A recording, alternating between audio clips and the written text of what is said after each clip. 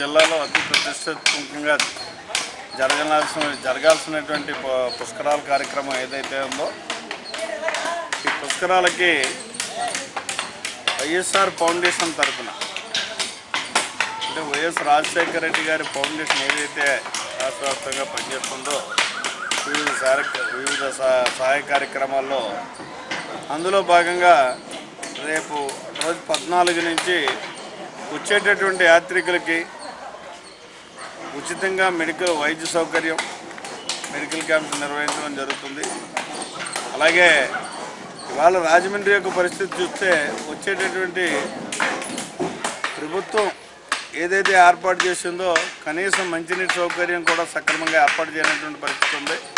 దాన్ని దృష్టిలో పెట్టుకుని వచ్చేటటువంటి ప్రతి యాత్రకి కూడా వైఎస్ఆర్ ఫౌండేషన్ తరఫున మంచినీటి సౌకర్యాన్ని కల్పించాలని చెప్పేసి దాన్ని కూడా కార్యక్రమంగా తీసుకోబోతున్నాం. ఇక రెండోది చంటి పిల్లలకి పాలు ఇచ్చేటటువంటి కార్యక్రమం, పాలు సరఫరా చేసేటటువంటి కార్యక్రమం. ఇక 3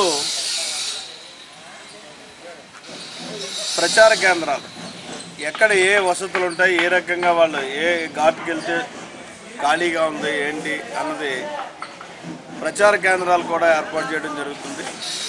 అదే రకంగా మేజర్గా సామాన్య భక్తులకి వాళ్ళు తెచ్చుకునేటటువంటి సామాన్ని భద్రపరుచుకోవడానికి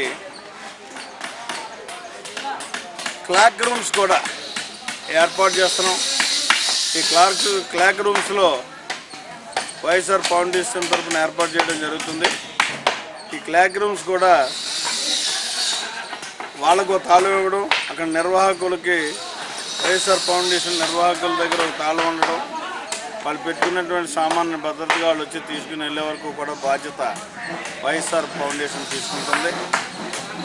ఇలా వివిధ రకాలైనటువంటి సహాయ కార్యక్రమాలు చేయడమే కాకుండా ఏదైతే వికలాంగులు వయోవృద్ధులు ఉంటారో వాళ్ళందరికీ కూడా సుమారు ఒక 50 ట్రైసైకిల్స్ పెట్టి నిన్నటి రోజునే మేము స్పెషల్ ఆఫీసర్ కూడా చెప్పడం జరిగింది.